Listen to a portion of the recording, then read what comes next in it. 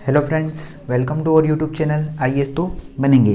दोस्तों, आज हम बात करने वाले हैं 12 नवंबर के करंट अफेयर्स के बारे में। उससे पहले मैं आपको एक बात बता देता हूँ।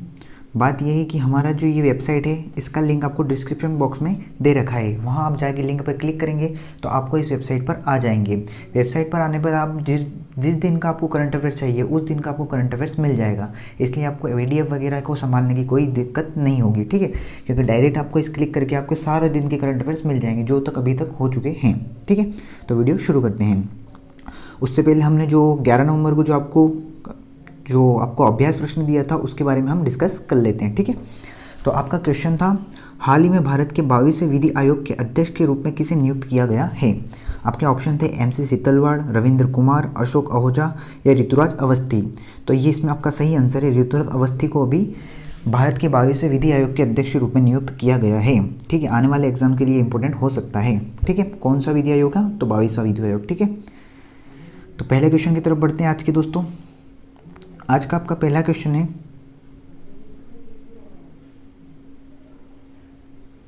G20 के बारे में। G20 के संबंध में निम्नलिखित कथनों पर विचार कीजिए। आपका पहला कथन है, इसका स्थायी सचिवालय फिलीपींस में स्थित है। दूसरा कथन है, भारत की अध्यक्षता के दौरान भारत इंडोनेशिया और ब्राज़ील को ट्रायोका बनाएंगे, ठीक है। उपरोक्त में से कौन से कथन सही नहीं है? आपका ऑप्शन है ए केवल एक, आपका ऑप्शन बी है केवल दो, आपका ऑप्शन सी है एक और दो दोनों, और आपका ऑप्शन डी है न तो एक और ना ही दो। तो दोस्तों, आपका सही आंसर है ऑप्शन ए, मतलब पहला कथन आपका गलत है। क्यों कथन गलत है?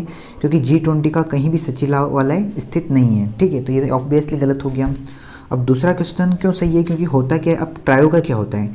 ट्रायोका इन द सेंस कि मतलब भारत के पहले जो 3 साल तक जो अध्यक्ष करता है, मतलब 1 साल पहले और 1 साल पिछले साल का, तो मतलब नहीं, 1 साल पिछले साल, 1 साल आने वाले 1 और साल का, ठीक है। तो भारत के बाद कौन करेगा? इंडोनेशिया, इंडोनेशिया के बाद ब्राज़ील। तो ये हो गया भारत के साथ ट्रायोका, ठीक है। नेक्स्ट क्वेश्चन की तरफ बढ़ते हैं। क्वेश्चन नंबर 2 है आपका, हाल ही में मोस्टोडन शब्द खबरों में था, यह किससे संबंधित है? ऑप्शन है समुद्र पक्षी है, ऑप्शन बी है ज्वालामुखी क्रेटर है, ऑप्शन सी है चंद्रमा की एक झील है, और ऑप्शन डी है सोशल मीडिया प्लेटफॉर्म है। तो ऑप्शन सही है आपका, ये एक सोशल मीडिया प्लेटफॉर्म है। तो जो भी बहुत ज़्यादा सोशल मीडिया इस्तेमाल करते हैं उनके लिए खुशखबरी की बात है कि आपके लिए एक और कौन सा आ चुका है? मोस्टोडन नाम का एक और क्या आ चुका है? सोशल मीडिया प्लेटफॉर्म आ चुका है, ठीक है। नेक्स्ट क्वेश्चन की तरफ बढ़ते हैं, थर्ड। क्वेश्चन नंबर 3 है आपका, निम्नलिखित में से कौन लैग्रेंज बिंदु की सबसे अच्छी व्याख्या करता है? लैग्रेंज बिंदु क्या होता है, इसकी व्याख्या सबसे अच्छी कौन करता है? ऑप्शन ए है आपका, ध्वनि द्वारा 1000 किलोमीटर की यात्रा करने में लिया जाने वाला समय। ऑप्शन बी है वह बिंदु जहां कोरियोलिस बल नहीं होता है। ऑप्शन सी, यह वह धैर्य जिस पर सौर ज्वालाएं निकलती है। या ऑप्शन डी, अंतरिक्ष में ऐसा स्थान है जहां भेजी गई वस्तुएं रखी जाती हैं। तो आपका सही आंसर है डी, अंतरिक्ष में ऐसा स्थान जहां भेजी गई वस्तुएं रखी जाती है उसे क्या कहते हैं? लैग्रेंज बिंदु कहते रहते हैं। मुझे याद आ रहा है कि यूपीएससी में पहले क्वेश्चन पूछा जा चुका है कि लैग्रेंज बिंदु कहाँ स्थित होता है, ठीक है। क्वेश्चन नंबर 4 की तरफ बढ़ते हैं।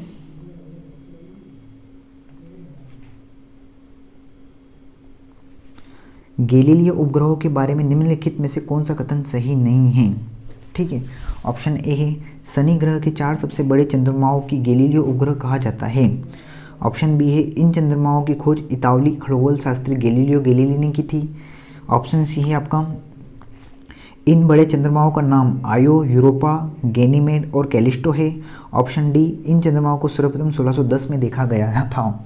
तो आपका ऑप्शन सही है केवल एक, ए क्यों है? क्योंकि यह क्वेश्चन कथन गलत है, क्योंकि ये शनि ग्रह का नहीं है, ये है आपका बृहस्पति का, ठीक है।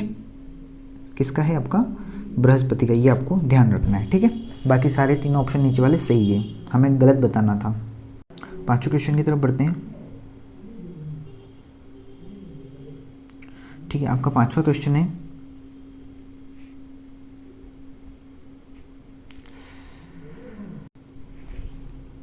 भारत में उच्च न्यायालयों के संदर्भ में निम्नलिखित कथनों पर विचार कीजिए। कथन ए के संविधान प्रत्येक राज्य के लिए एक उच्च न्यायालय का प्रावधान करता है। ऑप्शन 2 है, 1956 के 7वें संविधान संशोधन अधिनियम ने संसद को 2 या 2 से अधिक राज्यों के लिए एक सामान्य उच्च न्यायालय स्थापित करने के लिए अधिकृत किया। ऑप्शन है केवल एक, ऑप्शन 2 है, ऑप्शन बी है केवल 2, ऑप्शन सी है एक और दो दोनों, या ऑप्शन डी है न तो एक और ना ही 2। आपका सही आंसर है दोस्तों ऑप्शन सी, 1 और 2 दोनों सही है, क्योंकि संविधान ने यह कहा था कि एक उच्च न्यायालय का प्रावधान करता है प्रत्येक राज्य के लिए। लेकिन 1956 में संविधान में संशोधन किया गया और संसद ने अधिनियम बनाया कि उच्च न्यायालय स्थापित करने के लिए 2 या 2 से अधिक राज्यों के लिए एक उच्च न्यायालय बना सकते हैं। आप मुझे कमेंट बॉक्स में बताइए कि वर्तमान में कितने हाई कोर्ट्स हैं। ठीक है, कमेंट बॉक्स में इसका आंसर जरूर दें। छठे क्वेश्चन की तरफ बढ़ते हैं। छठा क्वेश्चन है आपका, भारतीय कला और संस्कृति के संदर्भ में ढालो क्या है? ये एक लोक संगीत है, यह एक लोक नृत्य है, यह एक कठपुतली कला है, यह एक मार्शल आर्ट है। दोस्तों इसका सही आंसर है बी, यह एक लोक नृत्य है। ठीक है, सातवें क्वेश्चन की तरफ बढ़ते हैं। सातवां क्वेश्चन रिपोर्ट से संबंधित है। निम्नलिखित में से किसने हाल ही में carbon billionaires the investment emission of the world richest people शीर्षक रिपोर्ट जारी की है? रिपोर्ट का नाम क्या है?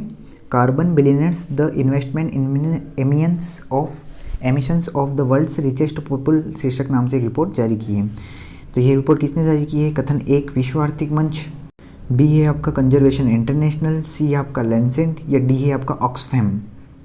तो इसका सही आंसर है दोस्तों ऑक्सफैम नामक ये एक रिपोर्ट जारी की है emission of the world richest people नाम से। ठीक है, कार्बन से रिलेटेड। ठीक है, आठवें क्वेश्चन की तरफ बढ़ते हैं। आठवां क्वेश्चन है, अनुच्छेद 323 ए और 323 बी निम्नलिखित में से किससे संबंधित है? ठीक है, ये एक निर्वाचक मंडल है, बी है ये ग्राम पंचायत है, सी है ये एक न्यायाधिकरण है, या डी है एक सहकारी समितियाँ हैं। तो आपका सही आंसर है यह एक न्यायाधिकरण है। दोस्तों 323 ए जो है इसमें आपके दे रखा है प्रशासनिक न्यायाधिकरण के बारे में। कौन से न्यायाधिकरण?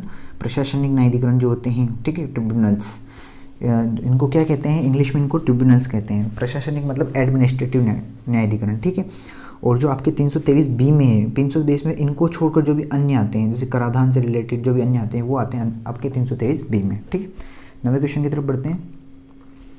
नवा क्वेश्चन है आपके नदी से संबंधित है। निम्नलिखित में से कौन सा कथन सही है उस पर विचार करना है। पहला है वेल्लार नदी केरल राज्य में बहती है। सेकंड ऑप्शन है वेल्लार पश्चिम की ओर बहने वाली नदी है। ठीक है, उपरोक्त में से कौन सा कथन सही है? केवल 1, केवल 2, केवल 1 और 2 दोनों, या न तो 1 और ना ही 2? तो आपका सही आंसर है न तो 1 और न ही 2, मतलब ये दोनों कथन क्या है? गलत है। तो क्यों गलत है? क्योंकि यह जो नदी है केरल में नहीं बहती, ये आपकी बहती है तमिलनाडु में। कहाँ बहती है? तमिलनाडु में। दूसरा ऑप्शन क्यों गलत है? क्योंकि वेल्लार के पश्चिम में नहीं है, ये है आपके पूर्वी घाट की तरफ। ठीक है, तो ये दोनों ऑप्शन आपके गलत होते हैं। ठीक है, नेक्स्ट क्वेश्चन की तरफ बढ़ते हैं। हमारा 10वां और आखिरी क्वेश्चन, निकोबार लंबी पूंछ वाले मेकोक की IUCN की स्थिति क्या है? गंभीर लुप्त से लुप्तप्राय, बी है लुप्तप्राय, या सी है सुरक्षित, या डी है आपका संकटापन्न। तो दोस्तों आपका इसमें सही आंसर है यह एक असुरक्षित प्रजाति है। कौन? तो निकोबार लंबी पूंछ वाले मेकोक की IUCN। अभी क्यों न्यूज़ में? क्योंकि ग्रेट निकोबार की तरफ कुछ प्रोजेक्ट्स को भी मंजूरी मिली, इसलिए इसको न्यूज़ में लिया गया है। ठीक है, तो हमारे अभ्यास क्वेश्चन की तरफ बढ़ते हैं। आज का आपका अभ्यास क्वेश्चन है,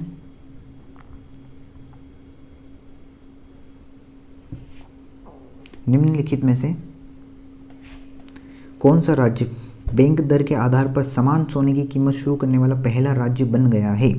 ठीक है, बैंक ऐसा पैसा कौन सा राज्य है जो समान बैंक राज्य की दर पर सोने की कीमत के समान उसको ब्याज देगा? ठीक है, तो सिक्किम है, बी आपका केरल है, सी आपका गोवा है, डी आपका तेलंगाना है। तो इसमें से आपको कौन सा आंसर सही है वो आपको कमेंट बॉक्स में ज़रूर आंसर देना है।